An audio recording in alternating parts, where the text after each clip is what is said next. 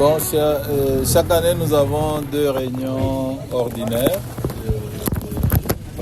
Un semestre, une réunion et parfois des réunions extraordinaires. En fait, on se retrouve comme membre de la conférence chef d'établissement, un peu pour faire le point sur le fonctionnement de nos établissements, partager nos joies, nos difficultés et définir ensemble des voies d'entraide pour que notre conférence et nos établissements puissent bien fonctionner.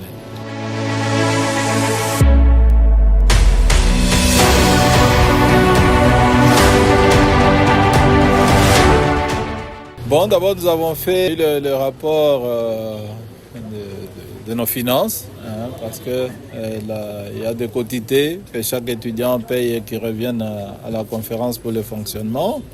On a fait le tour d'horizon de fonctionnement des différents établissements. Et là, la grande résolution qui a été prise, c'est l'organisation dans les prochains mois d'un atelier d'évaluation de l'enseignement, l'avenir de l'enseignement supérieur universitaire au Kasaï.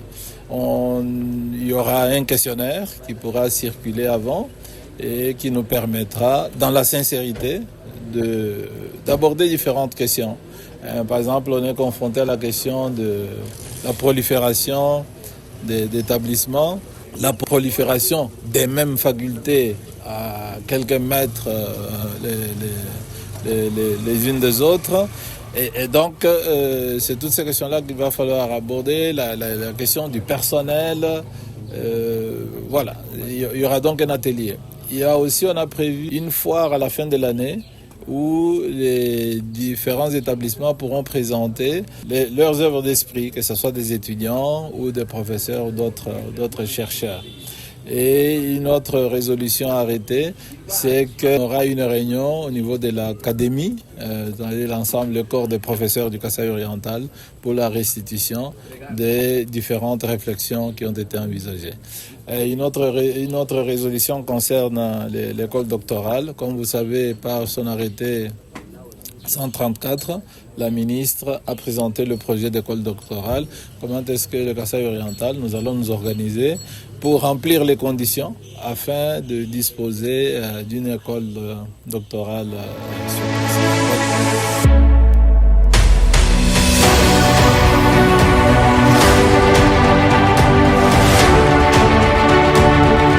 Ils ont approché pour nous présenter leur dossier.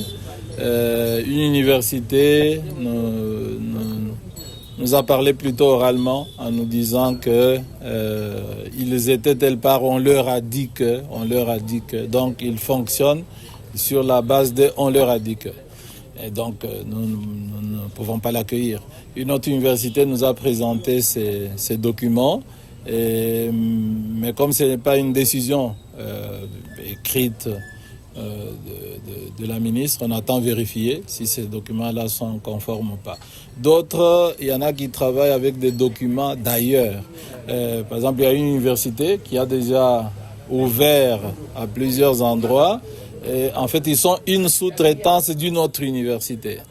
Et donc, c'est ça la situation. Donc, pour le moment, il y a les 23 établissements qui sont au sein de notre...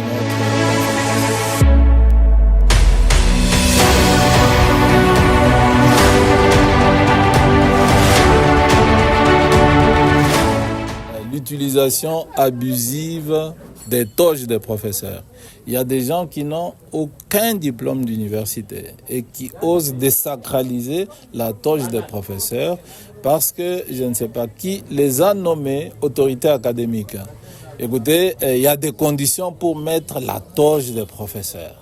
Et donc la conférence demande à tous ceux qui n'ont pas été nommés professeurs par arrêté ministériel de ne pas abuser de la toge. Elle est un habit, une tenue qui ne se met pas de n'importe quelle manière. Donc là, c'est très important. Et puis, qu'on respecte aussi les grades.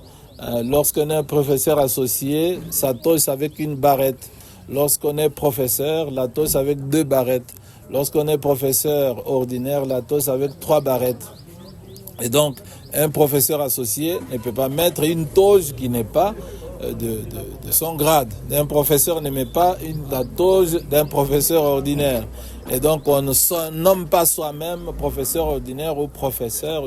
Donc, il y a cet appel de notre conférence au respect des insignes académiques qui sont consacrés par l'État congolais.